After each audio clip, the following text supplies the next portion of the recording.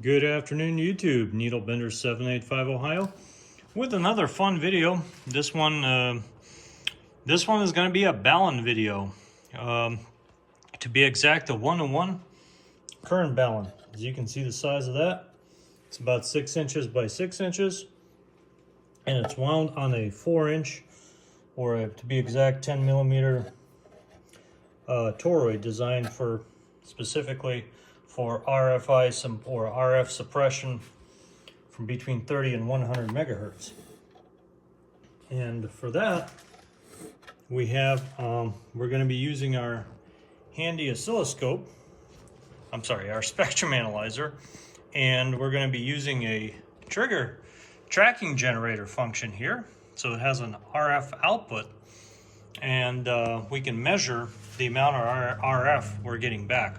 And that's same as our nano VNA function called S21.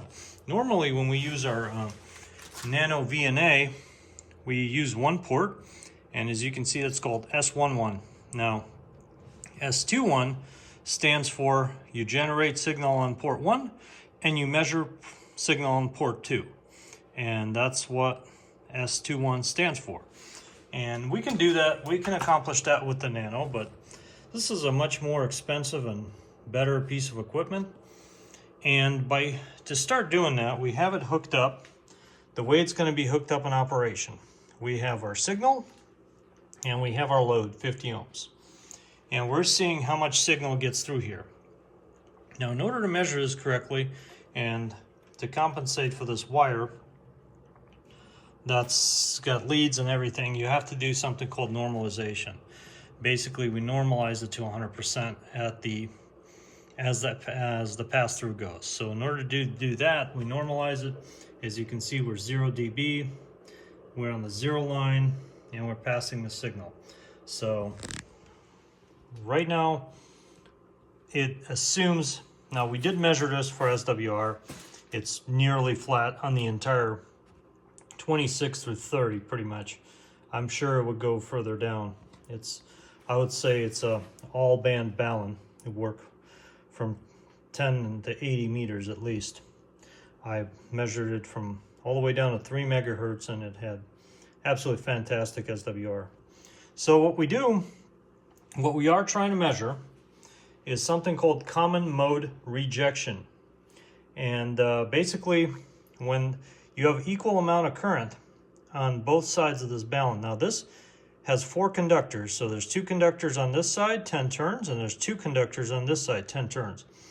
You have both signals going through this side, and you have both signals going through this side.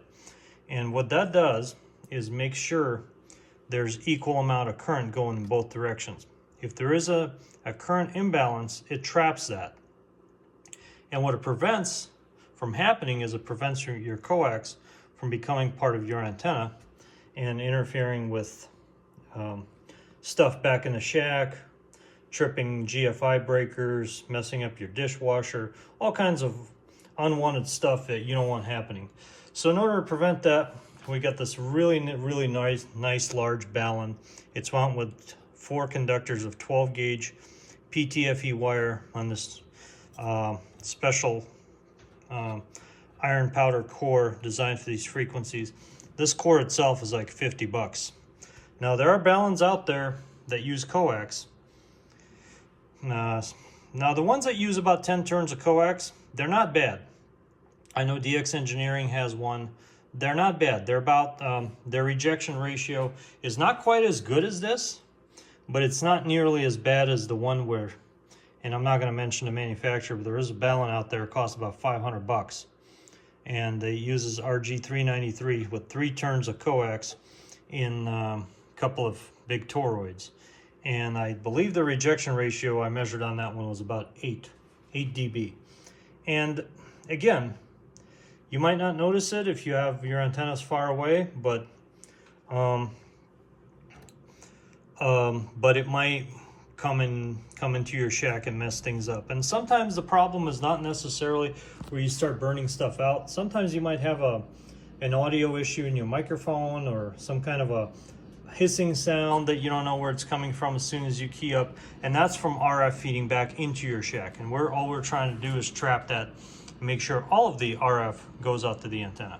So what we're going to do now is we're going to unhook one of these wires, and we're going to hook it to ground on this side. So what we're doing is basically only using one set of coils, well, two set of coils in there instead of four.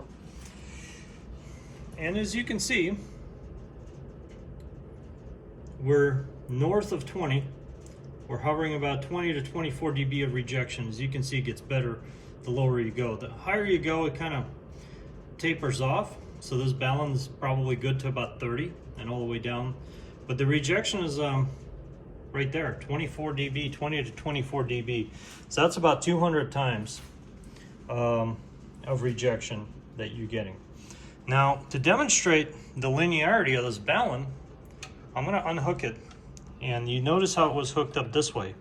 In the true one-to-one Balun, if you hook it backwards, because this is a balanced output, it should give you 0 dB. There it is right there.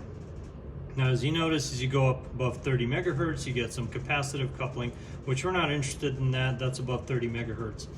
But in our operation, 30 and below, because as you can see, that's 0 to 100 megahertz, and we are centered at 27172. We are at 0. So no matter how you hook up this Balun, you have a perfectly balanced output that terminates into a unbalanced feed line. And that's what we're trying to do. So this Balun is for a customer of mine that's running some good power, I would say. And he wanted something that would not only keep RF out of electronics in his shack, and also prevent any kind of interference to nearby electronics as well. So we got this made. All we got to do is put the lid on it, put it in a box. And again, that's the that's our Balun of the day.